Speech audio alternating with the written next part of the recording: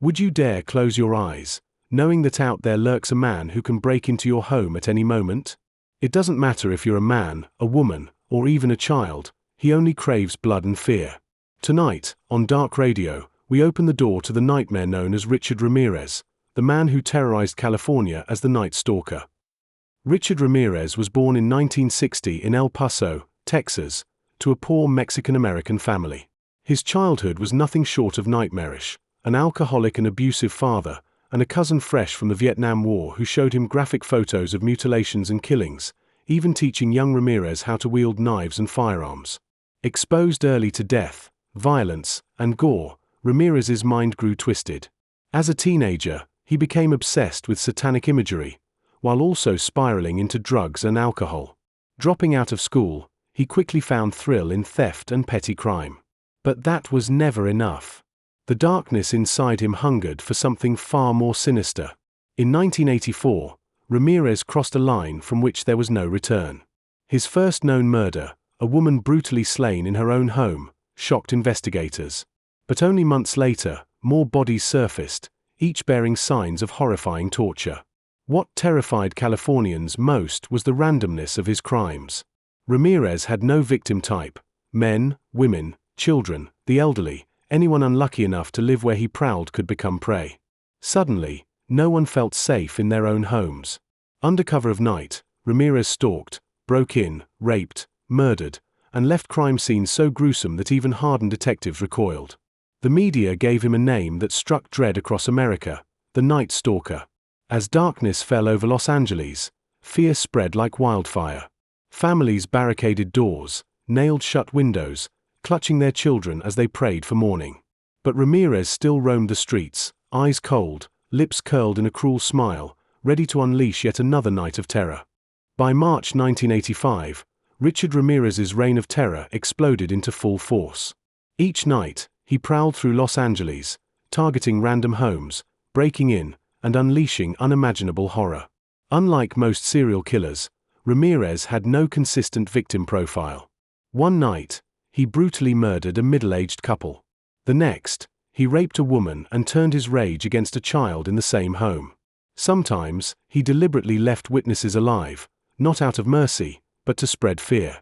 Ramirez also left chilling marks behind: satanic symbols scrawled on walls, curses written in blood, and above all, the maniacal laughter that survivors could never forget. The Los Angeles Police Department was thrown into chaos. They couldn't predict his next move, couldn't establish a pattern. Each crime scene was a new variation of sadism.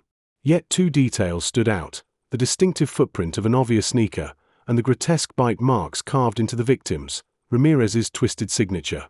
The media amplified the panic. Evening broadcasts warned of a phantom predator, a shadow in the night. Families bolted doors and windows, bought guns, and watched their neighborhoods with paranoia. California had turned into a fortress of fear. With every attack, Ramirez grew bolder.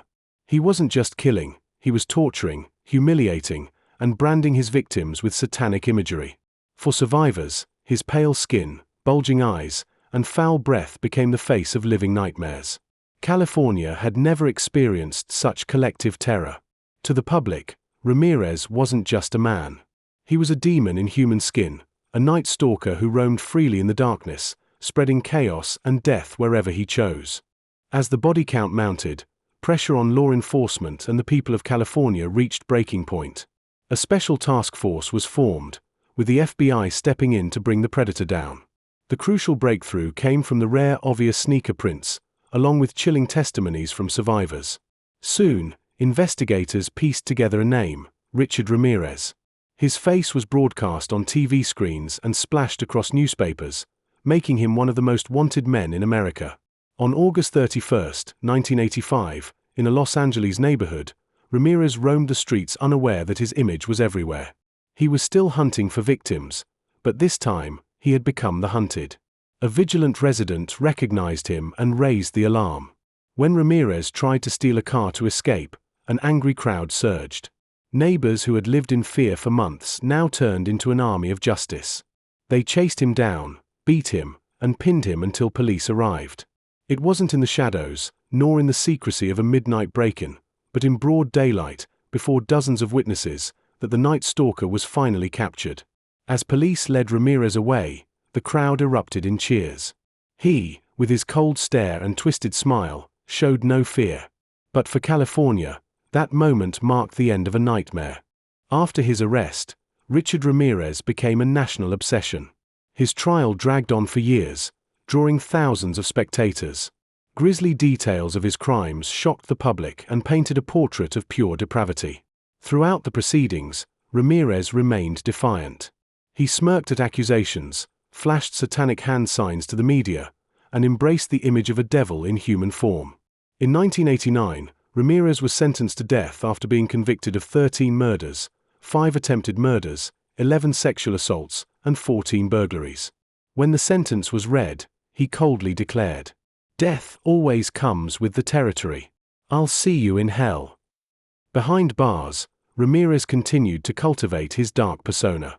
He received hundreds of letters from disturbed admirers, and even married a woman while on death row. For over 2 decades, Ramirez lived on death row, awaiting execution. But in 2013, at age 53, he died of cancer complications before his sentence could be carried out. Even in death, the name Night Stalker lingers in infamy. Richard Ramirez became more than a killer. He became a symbol of unreasoning evil and unending fear, a nightmare forever etched in California's memory. Microphone outro, CNH Cho Dark Radio. If the shadows of this story unsettled you, you're not alone. Evil often hides behind the most ordinary faces. Subscribe to Dark Radio for more real-life darkness brought into the light. And remember, justice may sleep, but it never dies. If the shadows of this story unsettled you, you're not alone. Evil often hides behind the most ordinary faces. Subscribe to Dark Radio for more real-life darkness brought into the light. And remember, justice may sleep, but it never dies.